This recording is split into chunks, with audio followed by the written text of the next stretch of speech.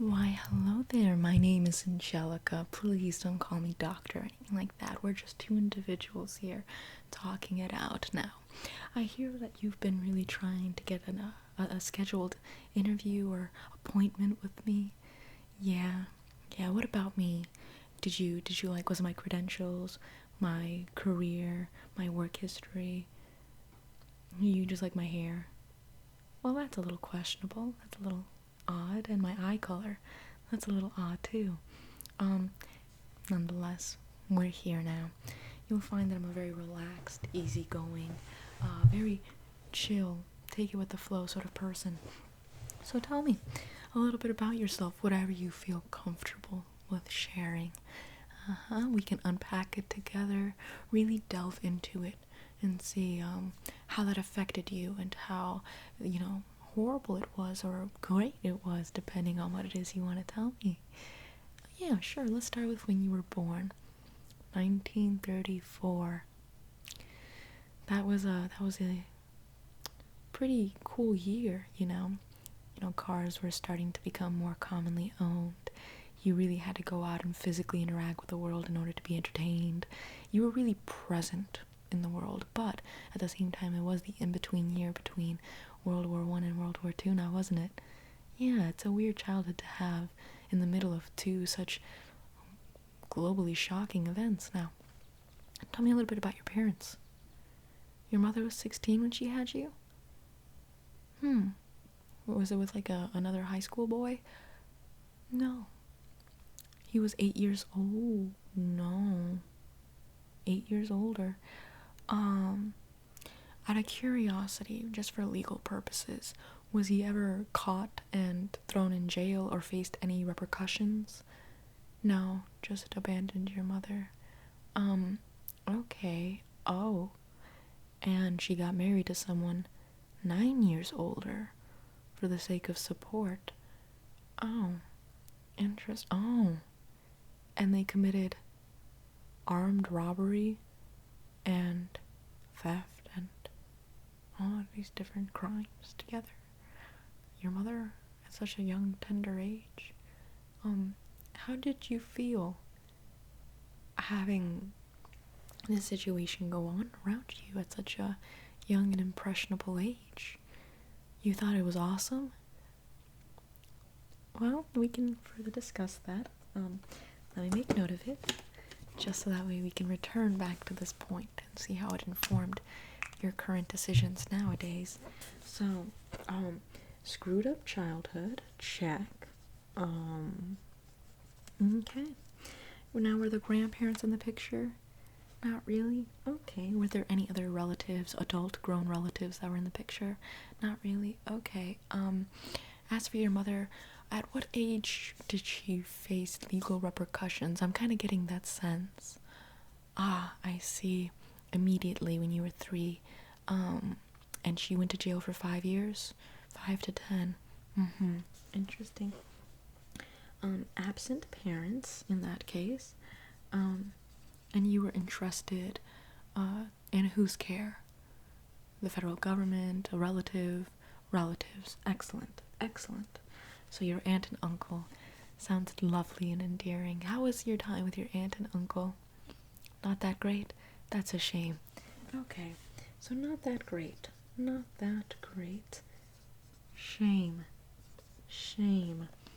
So, after you rejoined or reconnected with your mother after she was released from prison, what was that like? Did you really feel like you had a sense of home? Did you feel like you finally had a sense of family? Did you really value your relationship with your mother, the female figure in your life?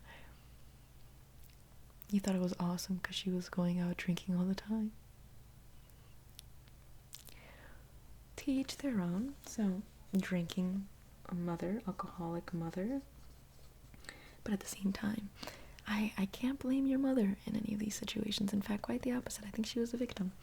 Now, as she's drinking, did she ever sober up? Did she ever go to an Alcoholic Anonymous meeting? Did she ever try to clear up her path?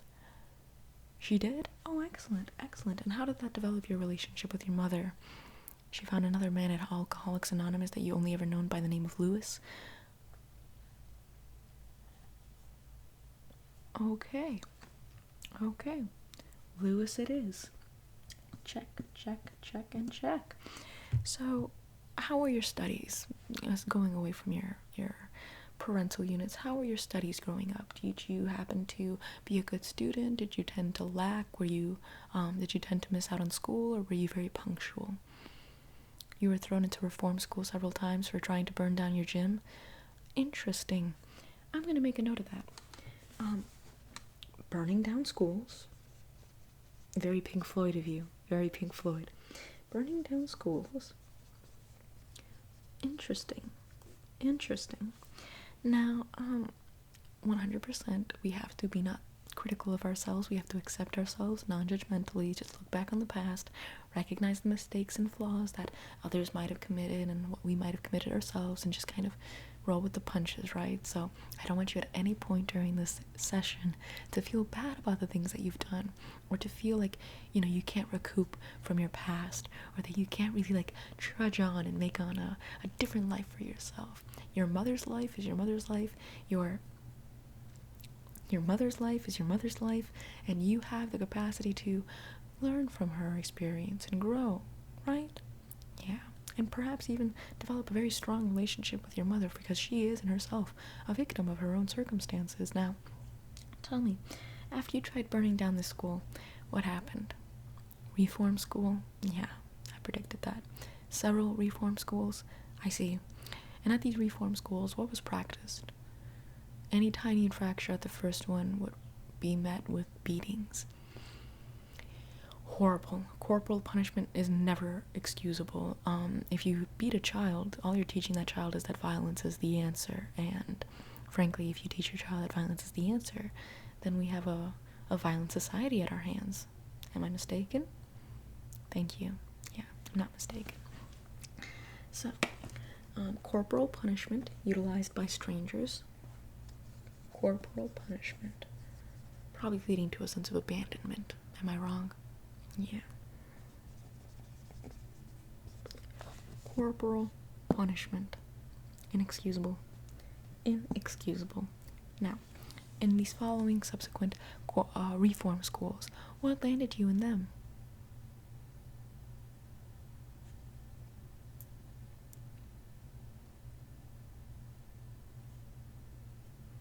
I see. You did what to your fellow students? Boys. 3 out of 10 times? Is it for a sense of reclaiming power? Male domination? I really want to say no judgment on this one. But have you considered, did you face any repercussions for this? Yeah, you were thrown into another reform school, obviously, duh, of course. That's why you were thrown into the reform school.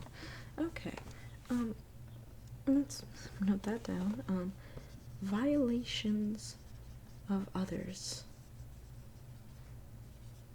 Check. Okay, and you were how old? Adolescent. Listen, can't say anything.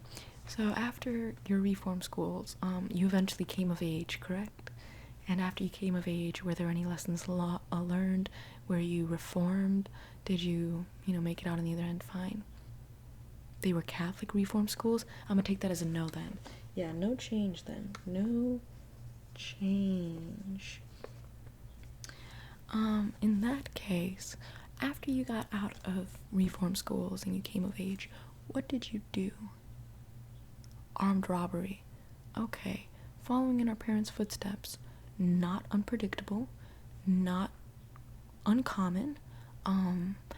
That's something that, a lot of people do, is they tend to repeat their parents' mistakes, especially if they were absent, because you tend to find a sense of comfort and a sense of familiarity and a sense of understanding and home in committing the same actions that your parents did. It's just kind of ingrained into your sense of identity.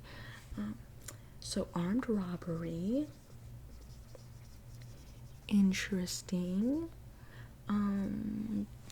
let's go on to something a little more positive. Did you find a partner, a mate to settle down with, or perhaps dedicate your love to, or did you feel anything for them? You got married, and she was pregnant, and then you stole a car and went to jail. And then when you found out she was seeing another man while you were in jail, you tried breaking out to do God knows what.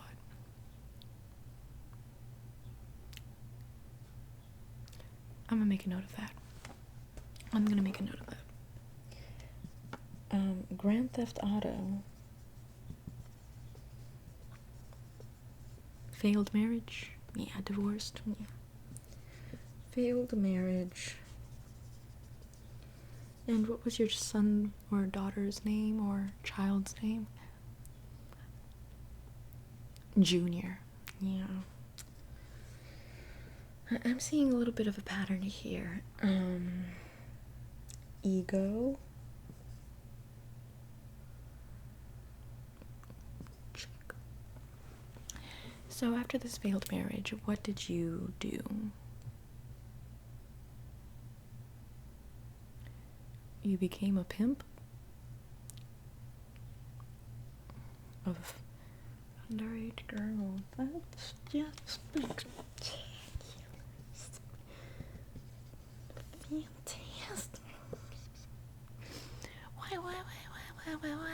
Why did you choose me as your psychologist? My hair and my eyes. I'm starting to get a little concerned over that. So, you became a pimp, and you started pimping out very young girls. Okay, and you were doing that before the marriage too. You had your own circle going on. Okay. And then you went to jail over the charges, or you were charged with it. You got out. Okay. You married you married again? Just because one of the defendants didn't want to, or one of the witnesses didn't want to testify against you, so they married you. Just so that way they didn't have to testify against you, but they were one of the women that you were pimping out. Okay. I'm gonna make a note of the second marriage. Keep the details very light. At this point, it's kind of predictable. So, second marriage failed. One of the women you were pimping. Okay. Check. Okay. After jail and all of this jazz, did you finally recognize the errors of your ways to come see a psychologist who clearly wouldn't endorse such behavior? You decided to create your new following. A Don Lothario of sorts. You're considered very attractive among your circles. You tend to have a very magnetic, charismatic charm. No?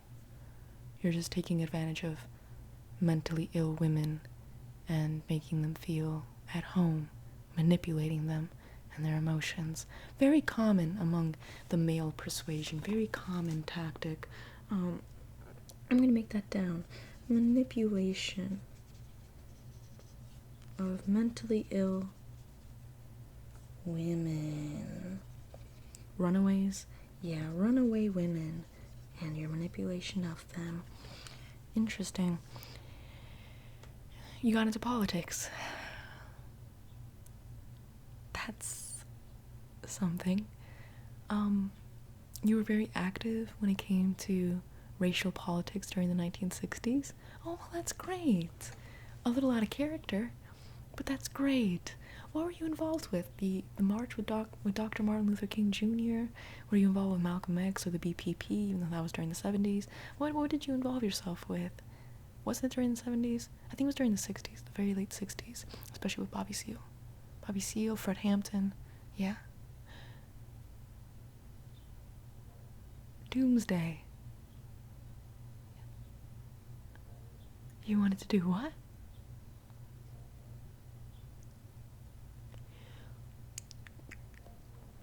That was your plan? That was your plan? That was your plan? Yeah, okay.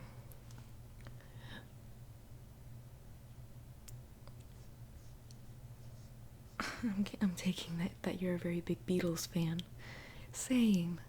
Who's your favorite Beatle? John? Why didn't I think of that one? I like George. Okay, let's say big Beatle fan. Big Beatle fan. Big Beatle fan. Check. Now, at this point of the session, I do have to ask you, do you have any violent intent for yourself or others? I really don't trust your no. No? No violent intent. Okay. No violent intent. I'm writing that down 3 times to cover my ass. No violent intent. Check, check, check, check, check, check. Okay. Well, in that case, let's unpack this a little bit. It seems that you were very much given a maladaptive upbringing, poverty obviously stricken, very poor examples around you, lack of love, a strong sense of abandonment, and surrounded by violence, especially as a means to an ends. As you grew up, you wanted to claim some power and control over your life, thus you started to violently attack other people for that sense of power and control, most likely because people enacted violence against you, and you saw that as them enacting their power and control over you, because that's ultimately what it was. And so you turned it around, internalized it, and really went with it with the rest of your actions down through your life. Am I mistaken? Okay. Well, in that case, we could schedule a follow-up appointment, or we could not schedule a follow-up appointment. Not. Yeah, I could just hand over this dossier to you right now. Yeah. Oh, Charles Manson, correct? I'm not spelled the usual way. Okay. Oh, you were born without a name for the first couple of weeks. Why wasn't I shocked? Okay, and then you learned how to practice how to be insane, flailing your arms around and being hysterical as a means of a coping mechanism to scare off other people whenever you felt overpowered. That just basically fits to the same puzzle that I've just finished for you. So, Charles Manson, you take care now. You take care. Bye.